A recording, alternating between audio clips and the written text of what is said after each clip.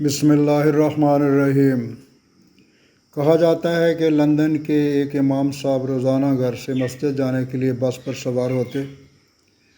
London میں لگے بندے وقت اور ایک ہی روٹ پر بسوں میں سفر کرتے ہوئے کئی بار ایسا ہوا کہ بس بھی وہی ہوتی تھی اور بس کا ڈرائیور بھی وہی ہوتا تھا۔ ایک مرتبہ یہ امام بس پر سوار ہوئے، ڈرائیور کو کرایہ دیا اور باقی کے پیسے لے کر ایک نشست پر بیٹھ گئے۔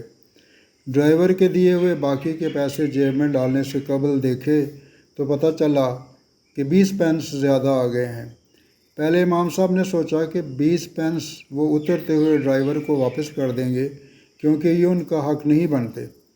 پھر سوچا ہی کہ اتنے تھوڑے سے پیسوں کی کون پرواہ کرتا ہے، ٹرانسپورٹ کمپنی ان بسوں کی کمائی سے لاکھوں پاؤنڈ کماتی بھی تو ہے، ان تھوڑے سے پیسوں سے ان کی کمائی میں کیا فرق پڑے گا، میں ان پیسوں کو اللہ کی طرف سے انعام سمجھ کر رکھ لیتا ہوں۔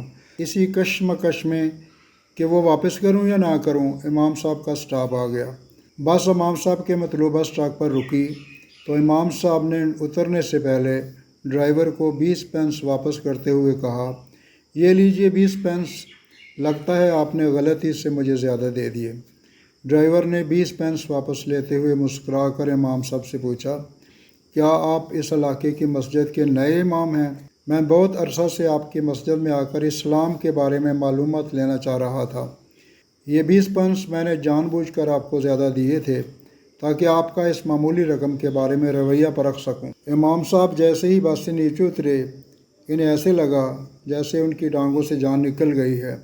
گرنے سے بچنے کے لیے ایک بجلی کے پول کا سہارا لیا، آسمان کی طرف منہ اٹھا کر روتے ہوئے دعا کی، یا اللہ مجھے معاف کر دینا، میں ابھی اسلام کو 20 پینس میں بیچنے لگا تھا۔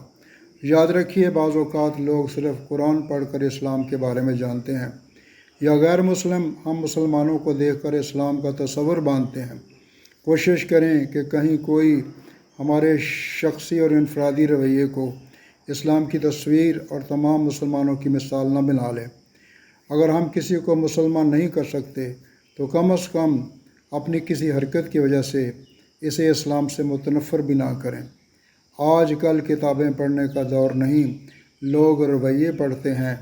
کانا خلقہ القرآن کا یہی مطلب ہے۔